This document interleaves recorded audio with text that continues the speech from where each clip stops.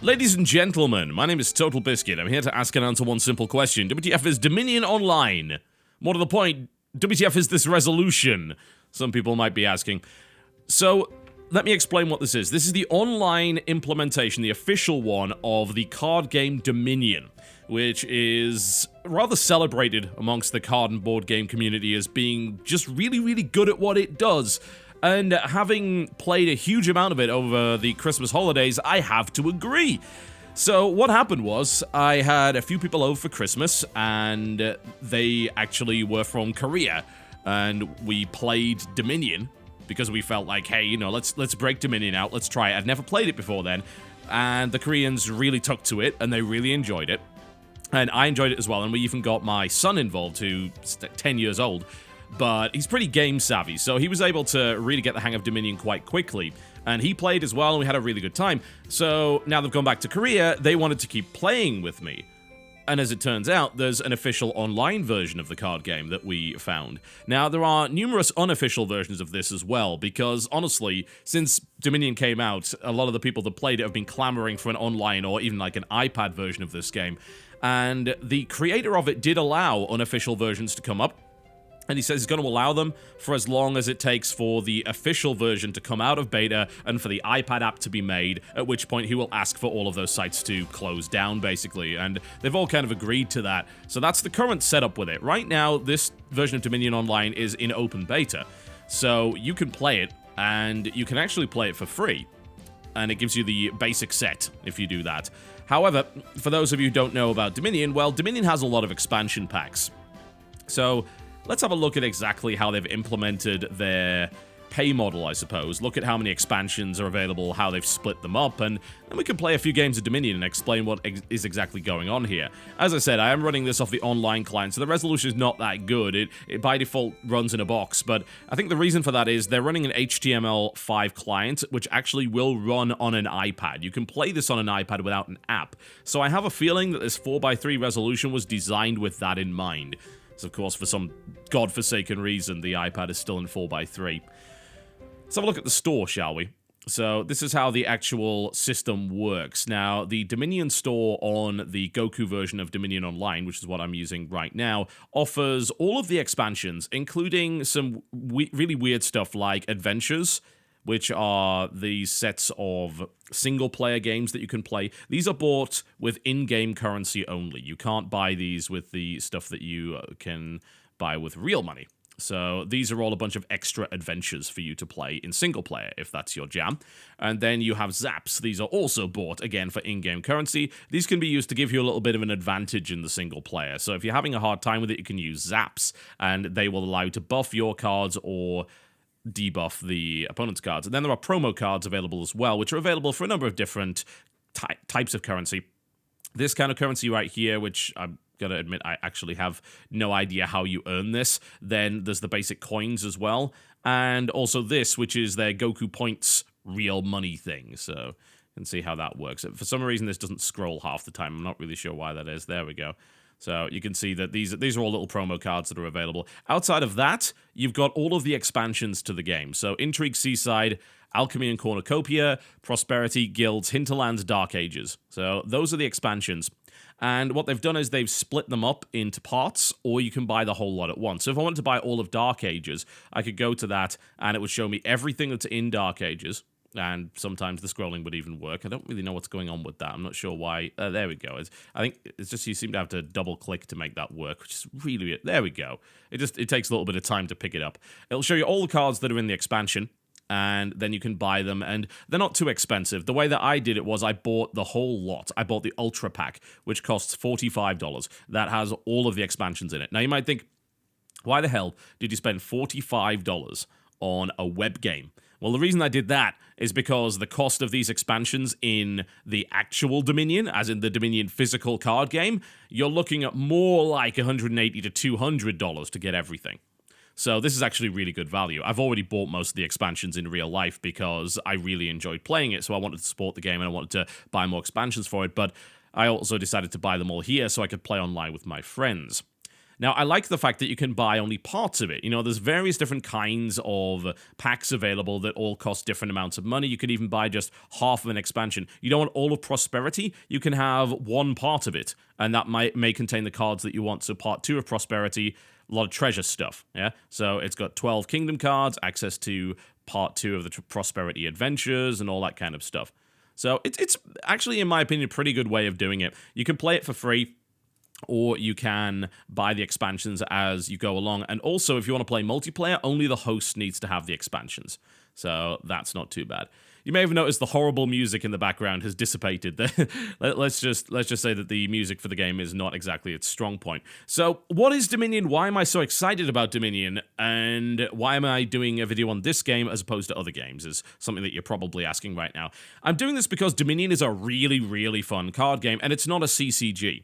Yeah, it is not a collectible card game. You don't open booster packs. You don't build decks like that. Well, you do build decks, but you don't build them in the way that you think. So let me show you. Best way to show you would probably be to go to Adventures mode and play one of the basic adventures here. So these are the single-player adventures which you can play, and they will give you currency. And once you beat them, you can gain whatever these are, these kind of victory point currencies and all sorts of things like that. There's achievements and things like that. So let's say I want to play this adventure. All right, so this is the first one. This is probably a good one to demo it with, actually. I'm going to play the first one because this actually starts with the Kingdom card set that you're recommended to as a beginner. It is a set of cards that you will get to play with. So we're going to play this. Okay, so here we go. Yeah, we can go through this. The online implementation allows you to use Zap to buff your deck or to debuff their deck. So I'm going to do that just to accelerate things for the purposes of demonstration here. There we go. So I'm going to zap, and I'm going to increase one of my copper to a silver, and I'm going to increase another copper to a silver, and another copper. There we go. Okay, so what are you looking at? This is confusing the hell out of you, right? No, let's fix that. Let's explain what this is. So Dominion is a deck-building game. This is your original deck, and it sucks, yeah? You start as the lord of the worst kingdom in the world, yeah? You are terrible. You've got nothing. All you have to your name is a pile of sad coppers and a bunch of estates, which are worth very, very little. The point of the game is to build a deck that has the most victory points in it by the end of the game. And at the end of the game, you'll count them up. These are the victory point icons. Estates are only worth 1. You can go all the way up to things like colonies, which are worth 10, but you have to buy them. So you are constantly improving your deck throughout. So let's begin and show you how that actually works. So click the play button, and there we go. And that should load us into the game, and then you will see exactly what I mean. So those cards that you saw at the start there, those 10 cards at the top are called Kingdom cards, and they can all be purchased, and there are piles of 10 of them. So everyone can purchase from the Kingdom cards pool, and that will allow them to increase the value of their deck in some way. There are also treasure cards over to the side right here, and you also have these cards up to the side, which are the victory cards, okay? So you remember what I said earlier? You've got to increase the value of your deck and get more victory points in order to win. Well, this is how you get them most of the time. There are some exceptions to that, but these are the main ways. So you can get an estate for 2 gold, a duchy for 5 gold, or a province for 8 gold, and they're worth 1, 3, and 6 victory points, respectively. But there's a bit of a problem, because aside from that, these cards don't actually do anything. So you've got to be careful to balance how you build your deck. If you just buy a lot of these, you might have a deck that's useless late game, because these cards right here, these estates, I can't do anything with them whatsoever. What can I do? Well, I can spend treasure to buy stuff. So what I'm going to do is I'm going to play all my treasures here. So that's 4 coins worth of treasures. So yeah, 1, 2, 4. Now I can buy anything that costs 4 or less. I have 1 buy, as you can see at the side here, so I can only buy 1 card. There are cards which let you buy more. So let's have a look at what these cards do, because there's a number of different ones. So if we have a look at Village, we click on Village. What Village does is it gives you 1 extra card when you play it, and it lets you do 2 extra actions. Regularly, you can only play 1 card that says action, but if you have a Village and you play that Village, you gain extra actions. Pretty good. Then a Woodcutter, what does this let you do? Well, this gives you 1 extra buy, so if you have a lot of money, then the Woodcutter's a nice thing to play, because then you can buy more than 1 card in a turn. It also gives you some gold as well, so it's a nice cheap card there. What about the Workshop? The Workshop is an action card. Yeah? All of these are action cards. Anything with the white border is an action card. The Workshop, if you play this, you can gain a card costing up to 4. So that's a pretty good card to have early on in the game, because getting 4-cost cards can be quite difficult. Later on, it might not be as useful, because you'll want to be stacking up actions and doing as many things as possible in 1 turn. Now, if you look to the side here, you'll also see treasures. These will make your deck more valuable. So if I buy a gold, which costs 6, and that gold goes into my deck, and eventually it will come around again, right? Because you discard all the cards from your hand, you draw new ones. So your deck will become better because you have gold cards in it. So I need to be careful with my choice here. What might be nice is if I get an early aggressive card. So this is an attack card. What I can do with an attack card is, as you might imagine, attack the other player. I play Militia, it gives me 2 gold, and it makes the other player discard down to 3 cards in their hand. That would be a nice thing to have early, because it's unlikely that the opposing player will have a way to protect themselves. Now, the Dominion experts are probably screaming at me right now, saying, you know you should do this, this is the optimal way. Well, I've only played this for a few days. I played a lot of games of it while my friends were here, but I'm by no means a Dominion master, so don't take this as strategy. I'm just demoing the game for you. So I'm going to buy a Militia. There we go. And that ends my turn. All right, so Alice the Serf, she played 3, and she was able to buy a village. Pretty good start. So you'll notice my hand disappeared at the end of the turn. You discard your hand at the end of your turn, you draw a new hand of 5. So as you can see, you're going to go through your deck, and your deck's going to get bigger, and you're going to reshuffle your deck every time you run out of cards. Okay, so in this case, I actually have 6, which is pretty good. So we're going to play 6 here, and that is going to let me buy something really valuable. Bear in mind I only have 1 buy. So I could buy something like a Duchy, which is 5, or maybe a Market, which is considered perhaps to be one of the more powerful cards, because this lets you do lots of things. You get an extra card when you play it, you get an extra action, and an extra buy, and a bit of cash. So it's a good all-rounder. But I'm thinking I'm going to buy some gold, because it's quite rare early on in the game that you get the chance to buy a gold, so I'm going to do that. There we go. All right. Cool. So she's bought another village. This is pretty good for me, because she hasn't bought anything to defend herself against Militia. So we can play more treasure, and we're actually going to buy another gold. There we go. As you can see, this goes pretty quickly. Well, as it turns out, she actually had a Militia as well. So she is going to play that, and now she's going to force me to discard. I'm going to discard the 2 estates, because, again, I don't have much use for those. There are cards in other expansions that make use of that, but here, not so much. So, okay, this is pretty good for me, because I can play a Militia, which forces her to discard. Now, all of the stuff that she's doing is logged here. Right? So she's discarding an estate and a copper. I know the animation's very fast, and they're freaking you out. Don't worry about it. You can slow down the animations if you want. It's entirely up to you, but the combat log will show you exactly what's been happening here. Alright, so I'm going to play 2 treasures, and that leaves me with 6. I'm going to buy yet another gold. Alright, so I'm going for kind of a big money strategy here. Now, in order to make big money actually work, I'm going to have to get things which let me buy more stuff. So that's 9. I'm actually going to buy a province with this, because that's a huge amount of money, and I only get 1 buy. So if I buy a market, I actually waste 4 gold here. So I'm going to buy a province. There we go. Okay. Now, when does the game end? Well, the game ends when you get through the province pile, or you get through any 3 of these, yeah? So you'll see there's a number next to each of them. That's the number of cards left in the piles. There's 8 villages left, 9 moats. There are only 7 provinces. Once they all go, that's it. That's the end of the game. So you need to keep an eye on those numbers. Sometimes you might want to end the game because you think your deck has the most value in it. Sometimes you might want to delay the end of the game. All right, play the treasures, 5. Okay, so we're talking about buys earlier. A market is a good way to get around this. It gives you a card, an action, and a buy. So I'm going to buy one of those. There we go. Okay, and she's militiaed me again, which is unfortunate because I'm now going to have to discard this. I want to use militia on her, so I'm going to discard a silver, which kind of sucks.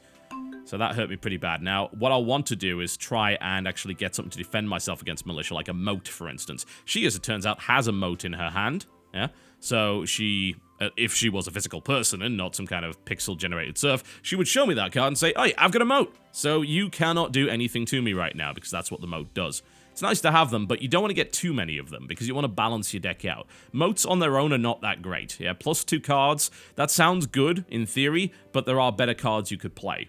All right, well, I'm going to play treasures. That takes me up to 8. I'm going to buy another province here. There we go. Okay, because I have that opportunity. So I actually have a good early game advantage here. All right, so what can we do here? So that takes me up to 6. I'm going to buy, I think, another market. There we go. So I'm going to get those extra buys. Again, I've been militiaed, so I need to consider getting some protection against that. She's bought a province as well. Okay, cool. I can play a market. That gets me an extra card, an extra action, and an extra buy. In this case, that extra action isn't going to help me here because I don't have any more action cards. Play all of that. So I have 5 cards here. I think what should I get? Well, I already have money, but I need the ability to spend it. Because I got a decent amount of gold already. So I need the ability to spend that money. How can I get that? Well, Smithy allows me to draw extra cards, which is quite nice, but it doesn't let me spend extra cards. Mine's pretty good. What you can do here is you can take one of your existing treasure cards. Like, I could take a copper, I could throw it in the trash pile, which means I get rid of it completely, replace it with a silver. Or I could do the same thing with a silver and a gold. But I think another market. Again, we want these more actions and buys. So there we go. Okay. I'm gonna militia her, I think. Well, actually, no. This is where things start to get interesting, because you can start to play more than one card in a turn. I'm gonna play the market, which gets me an extra card and an extra action. So I use a militia, that forces her to discard. Then I play all of my treasures. That means I have 10 coins and 2 buys. I'm gonna buy 2 more markets. There we go. Lots and lots of money. Alright, she's using a mine. She's got some more money. She buys a workshop. I'm going to play another market. There we go. This province looks great, but I can't actually do anything with it, so that's not so good. I've got 6 coins here. I'm thinking of buying 2 villages, because these extra actions might be good, but... that might be okay. Let's buy 2 villages. There we go. Oh, she used double village and then into militia, so she's going to force me to discard cards, but that doesn't really make too much of a difference here. She's bought another province. Alright. Cool. So you see how this works? Now, you can go up to, I think you can go up to 6 players, but it's recommended that you play it with up to 4. And obviously that means that these card piles are going to get a little bigger as well. Now, the really cool thing about Dominion is, I mean, this is pretty fun in and of itself, but this is the basic set. These kingdom cards can be completely randomized, and there's actually, I think, hundreds of them. So you could have a completely different game every single time.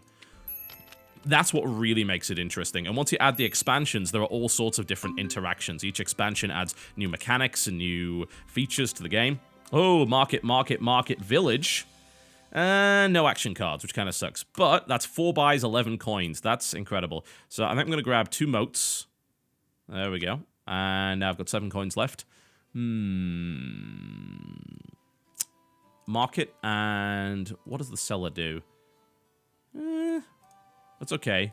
Basically, I can discard any number of cards and get +1 card per card discarded. That could be useful. It also gives you an extra action on top of that. So yeah, let's do that. Alright, she gains a gold. Okay, so I'm going to start with a... It doesn't matter really which one of these I start with, because they both give me extra actions. I'm going to start with the market there. That gives me that. I'm going to play the militia, the village, and then the militia. So that makes a discard down to 2, and I've got 12 coins. I'm going to buy a province. And I think we need a bit more draw, so I'm going to get a smithy. There we go. Cool. So things are going pretty well for me, and actually we're starting to reach the end of the game because the province pile is getting pretty low. This was a terrible hand. This is not going to get me anything worthwhile. I think I'll grab a moat, and that'll be it. There we go. I will reveal my reaction card, which means that... Cool. That she cannot use the militia against me, so that's good. Attack cards are a bit of a risk, because most attack cards don't have an extra action on top of them, so if you open up with them, and the opponent has a way to defend themselves, you've probably wasted your turn. Okay, so what we're going to do here, I think we're going to go market first, and we could either go cellar or moat. In fact, we could just go cellar and then moat if we want, but I don't really want to discard anything here. So I'm going to go just straight into moat, and I'm going to play all my money and buy another province. Cool. So I'm pretty close to winning. So as you can see, it's a really compelling deck-building game, and it's got a huge amount of variety in it. But what about the online client? Yeah? Is the online client really worth your time? Well, I would honestly say that, actually, yeah, it is. It's a really nice implementation, and it runs well on almost anything. As long as you have an HTML5 capable browser, which is anything that's up to date, then there is really no reason for you not to try it out, because, as I said, the base set is free, and if you play with someone that has the expansions and they host the game, then you get to play all of the expansions. And that's where things start to get really exciting, because the game has a bunch of randomization. Ah, look at this. This is what I'm talking about, a big combo here. I need more money. Give me more money. No, well, I got a bit. Okay, it could have been better. I'm going to buy another province, and that is actually going to end the game there, because I've emptied the province pile. With only 2 players, there are only 8 provinces. With 3 or 4, there's 12. We end the turn, and then it's going to count up, and I win with 33 victory points. So it counts it all up for you. I got 5 provinces and 3 estates. She had 3 provinces, a duchy, and an estate, and I win with 33 victory points. Cool. And by winning that, I am also awarded some stuff here, and I'm putting the rankings as well. So this is, I think, yeah, that's the adventure ranking. Cool. All right. So that was kind of fun, but what about the randomization? What about the actual, I suppose, lastability of this game? Well, the thing about Dominion is that it's basically got almost infinite lastability, and that's what really impresses me about it. If we go to play bots, what it will do is it's going to make a random set for me, but I could just do that in multiplayer as well. There's some weird UI stuff that I'm going to talk about, because I think this online client is definitely not perfect, and there's stuff they could fix, but let's go to multiplayer. And what I'm going to do is I'm going to create a new game, and I'm going to create a private game here. So there we go. And what you can do is you can actually save decks, like, say, your favorite combinations. The rule set for Dominion actually has a bunch of these, and you can find a bunch more recommended online that have really interesting interactions. Or you can completely randomize. So this is a random set of 10 cards, all from these different expansions that all have different functions. But I could just click randomize again, get a brand new set of 10, and then just play with it immediately. And this has got all sorts of things. This has rats, as you can see. It has a witch, which means the curse cards come into play, which is kind of neat. You can also enable colonies and platinum, which are higher level victory point and currencies, respectively. So that's cool. And then you can throw in some AI players, and then you can play with whatever. So, cool. Let's just play with that, and we'll play against the AI. I'll create the game, add a bot. Pick one of them. We will, well, which one do I want to play? I'll play against the banker bot. There we go. And then just play. And there it goes immediately. For some reason, when you click play bots on the menu, it just randomizes and goes. It doesn't actually let you pick your decks, which is really strange. But I don't know. It's just an oversight there. So as you can see, this is now an entirely new game. I've got all sorts of new stuff here. The curse cards are in play now, I believe, because there's a witch here. So that's cool. Potions have been added because there's some alchemy cards here. Platinum, a really high-value treasure. And also colonies, a very high-value victory point card. There's all sorts of stuff. If I go here, you'll notice there's a ruined marketplace. Yeah, so you get ruins here. I'm not even sure how you get that. Is it from the fiefdom? No. It's got to be from something. Cartographer, maybe? Crossroads? I actually have no idea how the ruined market comes into play. But there's some really interesting card interactions, as you can see. I don't even know how you get this. It's just +1 buy, but maybe it's the rats that do it. I don't know. Whatever the case. This is now a completely different game. So you can see there's ludicrous amounts of replayability here, and that's why this card game is very, very popular. But what about the actual online client? So I'm going to quickly jump out of this game. I think I'm going to end up... Yeah, I'll forfeit. Whatever, it doesn't matter. So there's a few things that I think need to be really improved. The speed of the game, for the most part, is pretty good. Sometimes it can be really slow in the loading for no apparent reason.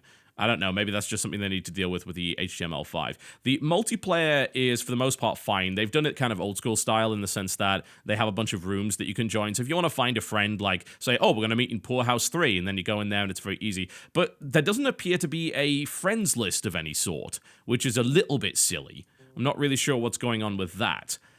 As I said before with the bots, you can make decks, yeah? So I can go to deck builder, and maybe there's a favorite set that I've got. Maybe I just want to make something completely out of alchemy cards, yeah? And all you do to that is like, okay, Philosopher's Stone. Let's see if I can remember this set that we played. I think Alchemist University was in it as well, and you know, all that kind of stuff. This is the stuff that was added in Alchemy, and then maybe you add a Golem was probably in there, blah, blah, blah, and then something from the base set, for instance. So maybe you throw in markets, you throw in library, maybe a militia remote or something like that. I'm just kind of coming up with this stuff randomly. And then a village. Yeah? And then you can save the deck as whatever you want. So random bollocks. And then you can very easily load that up. So if you find a cool set online that someone said, hey, you should play with this because there's some really cool card interactions here, you can make it in here, save it, and then go. But from what I can tell, when you click play bots, it doesn't let you pick that deck. Yeah? As you can see, all it did was make a random deck for me, which is fine, but it's really odd that it didn't let me just, you know, use my save deck there. It's very, very strange. Don't really know what's going on with that. But it does let you do that in multiplayer if you set the bots up. So, yeah, that's something very obvious that needs to be fixed. The lack of friends list also needs to be fixed as well. I think if this game gets really busy, it's going to be less easy to create games and have the right people join them. You can make a request to join game, you can make private games, but since you don't have a friends list, you don't know when your friends are online. It's like, oh, you know, here's a game. Maybe they're hosting a game. You can drop in immediately. Being able to do that from here would be really, really nice, but they don't have any of that. Bugs-wise, we've encountered one, at least we think it was a bug, whereby we played cards and they were supposed to do certain things and say, hey, you can discard from here, but it didn't seem to let you do that. It may be that I just misunderstood the cards. What I'd also say is that while it does a pretty good job of teaching you the game, especially since it has a really nice tutorial, if you buy in and buy all the expansions from the very start, you're going to find yourself very, very bewildered, because having all of this stuff together and all of those different card interactions and rules all at once is really tough. When we played, what we did was we started with the base set and we played the newbie set, the one that you just saw me play, the one that I won in adventure mode. That's actually the newbie set. That's the one that's recommended for people that are just starting out, because all the card interactions are really, really simple. Yeah? Really simple. But if you do a random set with like 11 different expansions in it, who knows what's going to come up? And that's part of the excitement for veteran players, but it can be pretty confusing for a new player. So it's something you might want to avoid there. I'm just going to jump out of this. There we go. I'd also say that while the use of the card art is obviously pretty good, I think the resolution's a little bit weak. Right now I'm actually zoomed in because the actual resolution of the game is quite low. I think it might even be 1024x768, possibly again designed for an iPad display or something like that. So I zoom in, it gets a bit pixely, the card art loses a little bit of definition. It's still fine to play it this way, but it would be nice to have a proper widescreen option that can actually make use of proper resolutions. I don't know, maybe they'd have to code a separate version of the game though, because it is HTML5, so I don't know how you would do that. You can't really have resolution options, or indeed any options really, in an HTML5 game outside of turn off the music, turn on the music, and speed the game up. So there you go. That's what Dominion Online is. It's a pretty good implementation. There are those unofficial versions, and honestly, I would say that perhaps there is an unofficial version out there that does things a little bit better, but I wanted to support the developer, and obviously I want to support the guy that made Dominion, because it's an incredible card game, and this is a really good way of playing online. So you should try it out. You can go to play.goku.com, which is GOKO/Dominion, and you can play the basic set for free. You can unlock some of the promo cards, and if you decide, and you get a group together amongst your friends, share some of the money amongst yourselves, get your expansions, and then play Dominion, and it's a hell of a good time. It's one of the most compelling card games I've played in a long time. For the implementation online, it's okay, yeah? It does the job for the most part, and I think the business model is fair, but I do feel that there are some significant UI improvements they could make, and I think that one of the biggest deals is just basic quality of life stuff like friends list and easier invites and having the bots actually make use of your decks and things like that. What I'd also like as well is for it to preload into your My Decks list some of the more popular suggestions from the rulebooks of the actual Dominion card game. Because those were the sets that we played when we were learning, and it was really, really good. Because those sets are really well balanced. If someone goes into this game and just plays a random set, they might not have a good first experience, because that set might not have some interesting card interactions. And the quality of the game can be very much determined by that. Also, as a minor point, it would be really nice if you could actually customize your avatar instead of having to randomize it completely. You know, it's nice that they have these avatars, don't get me wrong, but you can't actually customize them properly. You just kind of have to keep mashing the button until you get the right one. As it turns out, this one works out pretty well. Last thing I would say is that the music just feels a little cheap. I would expect better music and just a better feel to it, a more premium feel. The assets are fine, but again, zoomed in, they look a bit pixely. The music is actually horrible, and I turned it off immediately going into this. So there you go, folks. Dominion Online, try it out. It's a really fun deck-building card game. I have an absolute blast with it. I've been playing this daily since I first discovered Dominion, so hopefully you guys can enjoy it as well. I don't really know what it's like playing against random people, but I got a group of friends together and played, and even playing adventures versus the AI is quite rewarding. So give it a shot. This also works on iPad, and I'd imagine on any other tablet that supports HTML5, so you can play it pretty much wherever you go with the same account. My name has been TotalBiscuit, taking a look at Dominion Online. Thank you very much for watching. I'll see you next time.